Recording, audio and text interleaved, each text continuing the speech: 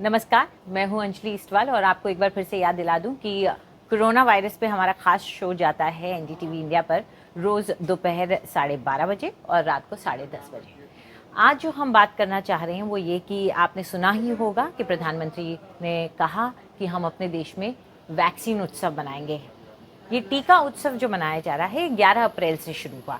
आज इसका चौथा दिन था, यानी कि 3 दिन तक टीका उत्सव जारी रहा है। और इन 3 दिनों में जो टीके लगे हैं वो चिंता की बात यह है कि वो जो आम तौर पर जो टीके लगते थे उससे भी कम है। सिर्फ एक दिन है, 3 में से 2 दिन में कम टीके लगे हैं, सिर्फ एक दिन है जब अच्छे खासे टीके लगे हैं। अब सवाल ये उठता है कि अगर टीका उत्सव बनाया जा रहा है, इतना शोर शराबा, इतना उसको लेकर के नॉइज़ क्रिएट किया गया, उसके बावजूद अगर टीकाकरण सही तरीके से नहीं हो पा रहा है तो ये क्यों है? इसका एक वजह हो सकती है, इसकी एक वजह हो सकती है कि वाकई में हमारे देश में वैक्सीन की कमी हो रखी है, इसलिए टीके लग ही नहीं पा रहे हैं। जब वैक्सीन होगी ही नहीं तो टीके लगेंगे कैसे? वैक्सीन की कमी ये एक बड़ी चिंता की वजह है। दूसरा ये भी हो सकता है कि वेस्टेज ज़्यादा हो रहा है, कि वैक्सीन तो है लेकिन टीके लग नहीं पा रहे हैं। अभी तक जो हमें पता चल पाया है उसके मुताबिक केरला जैसे स्टेट्स जो हैं वो वैक्सीन वेस्टेज एकदम मिनिमल या ज़ीरो कर रहे हैं, लेकिन कुछ स्टेट्स में वैक्सीन का वेस्टेज 10% तक गया है, जो कि चिंता की बात है। अब हम आपको दिखाने की कोशिश करते हैं कि हमारे देश में जो टीकाकरण कार्यक्रम है जो 15 जनवरी से शुरू हुआ वो आज तक आप देख सकते हैं कितना तेज़ी से यहाँ पे ख़ास तौर पे इस पे तेज़ी आई है 28 फरवरी के बाद।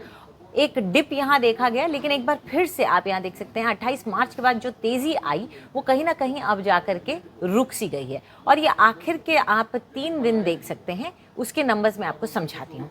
तो जो हमारा लास्ट नंबर हमारे पास है वो हमारे पास 13 अप्रैल का है। 13 अप्रैल को 26,46,000 के करीब टीके लगे, जो कि सुनने में अच्छे लगते हैं, लेकिन ये एक अच्छा आंकड़ा नहीं है। क्यों? क्योंकि अगर आप पुराने ही नंबर्स देख लें, जैसे कि 2 अप्रैल का नंबर देख लें, तो 2 अप्रैल में हमने 42,65,000 से भी ज़्यादा टीके लगाए थे। तो जब हम तब इतने टीके लगा सकते थे तो अब हमारे टीके कम क्यों हो गए हैं? और 26 और 42 में बहुत फ़र्क है, लगभग आधे का। अब यही मैं आपको अगर बोलूं कि ये तो आपका 13 अप्रैल का आंकड़ा हुआ। कहीं ना कहीं 12 अप्रैल का आंकड़ा 40 लाख के पास रहा, वो अच्छा रहा। उसके पहले भी एक दिन पहले का आंकड़ा, यानी कि जिस दिन से शुरुआत हुई थी इस टीकाकरण कार्यक्रम की, यानी कि आप ये देखिए 11 अप्रैल का आंकड़ा, इस दिन शुरू हुआ था टीका उत्सव। उस दिन भी जो कुल वैक्सीन लगी वो सिर्फ 29,000 के करीब थी, 29,33,33,000 के करीब थी। तो जब आपका टीकाकरण का जो उत्सव है, टीका उत्सव है, जब उसी में आप लोगों को टीका नहीं लगा पा रहे हैं तो ये आपके लिए चिंता की बात हो जाती है। और कहीं ना कहीं हमारी सरकार को ये मानना पड़ेगा कि सिर्फ एक टीका उत्सव का नाम दे देना, एक पीआर एक्टिविटी सी कर देना, न्यूज़ चैनल्स और रेडियो पे इसको खूब इस पे जिंगल्स चला देना या लोगों की ज़रिए बुलवा देना, ये काफ़ी नहीं है। आपको लोगों के अंदर उनको प्रेरित करना होगा टीका लगवाने के लिए, और आपको भी ये इंश्योर करना होगा कि वो टीका लगवाने जो आ रहे हैं उनको वो टीका मिले। और वो कैसे हो सकता है? आप प्रोडक्शन को इंक्रीज़ कीजिए, और वो प्रोडक्शन इंक्रीज़ करने के लिए आपको कहीं ना कहीं मदद देनी पड़ेगी। निजी प्रोडक्शन जो कंपनियां प्रोडक्शन कर रहे हैं उनको कहीं ना कहीं आपको किसी तरह का लोन दे करके या किसी तरह की सहायता दे करके उनको प्रोडक्शन को इंक्रीज करने के लिए कहीं उनको इनकरेज करना पड़ेगा, उनको प्रोत्साहित करना पड़ेगा। अभी फ़िलहाल हमारी सबसे बड़ी चिंता यही है कि अगर हमारी इतनी बड़ी पॉपुलेशन को टाइम रहते आपने वैक्सीनेशन नहीं दी तो कोरोना वायरस की जो महामारी है उसके इन्फेक्शन को फैलने से हम नहीं रोक सकेंगे।